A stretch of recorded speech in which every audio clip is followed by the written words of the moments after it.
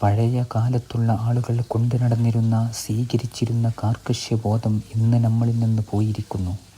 പഴയ കാലത്തുള്ള ആളുകൾ കർശനമായ എന്തൊക്കെ നിലപാടുകൾ സ്വീകരിച്ചിരുന്നോ നമ്മൾ ആ കെട്ടുകൾ ഒക്കെ അയച്ചു. ഇപ്പോഴും അത് സ്വീകരിച്ചു പോരുന്നവരിൽ ആ പഴമയും പരിശുദ്ധിയും കുറയാതെ അങ്ങനെ തന്നെ നിലനിൽക്കുന്നുമുണ്ട്. നമ്മുടെ നാട്ടിൽ പഴയ കാലത്തൊരു തറവാടുണ്ടായിരുന്നു.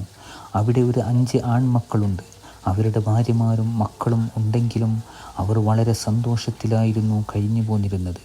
അവർക്കിടയിൽ പരാതികളോ പരിഭവങ്ങളോ കുറ്റപ്പെടുത്തലുകളോ ഇല്ലായിരുന്നു.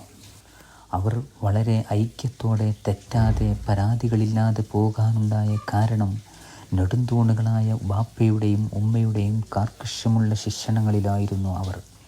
ഇന്ന് ഒരു വീട്ടിൽ ഒരു ജ്യേഷ്ഠനും അനിയനും അവരുടെ ഭാര്യമാരും ഉള്ളൂ എങ്കിലും ഒരു സമാധാനവും ഇല്ല. ഒരാളുടെ ഉപ്പേരി മറ്റൊരാൾക്ക് പറ്റൂല. നോക്കിയാൽ കുറ്റം, തൊട്ടാൽ കുറ്റം.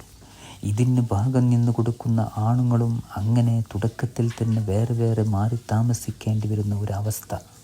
നമ്മുടെ സമൂഹത്തിൽ നിന്ന് കർശന ബോധമുള്ള ശിക്ഷണം എന്ന് അവസാനിച്ചുവോ അന്ന് തുടങ്ങിയതാണ് അനാവശ്യങ്ങളുടെ പരമ്പരകൾ ചേക്കേറാൻ. കാർക്കശ്യത്തിൻ്റെ രസം വളരെ മാധുര്യമുള്ളതാണ്. ബാപ്പ സുബഹിക്ക് തന്നെ തൻ്റെ പെണ്ണ് കെട്ടിയ മക്കളെയും അവരുടെ മക്കളെയും വിളിച്ച് സുബഹിക്ക് പള്ളിയിലേക്ക് പോകുന്നു. സുബഹി കഴിഞ്ഞു വന്നാൽ ബാപ്പയും ഉമ്മയും മക്കളും എല്ലാം വീട്ടിൽ വെച്ച് ഖുർആൻ ഓതുന്നു. ഇതാണ് ഇസ്ലാമിൻ്റെ സൗന്ദര്യം. മുത്തുനബി സല്ലല്ലാഹു അലൈഹി വസല്ലം തങ്ങൾ സുബഹി ആകുന്നതിൻ്റെ മുമ്പ് എണീക്കുന്നു. എന്തിനാണ്? സുബഹി നിസ്കാരത്തിനല്ല, തഹജ്ജുദ് നിസ്കാരത്തിനാണ്. നിസ്കാരം നിർബന്ധമാക്കുന്നതിന് മുമ്പ് അള്ളാഹു നൽകിയ സമ്മാനമാണ് തഹജ്ജുദ് നിസ്കാരം.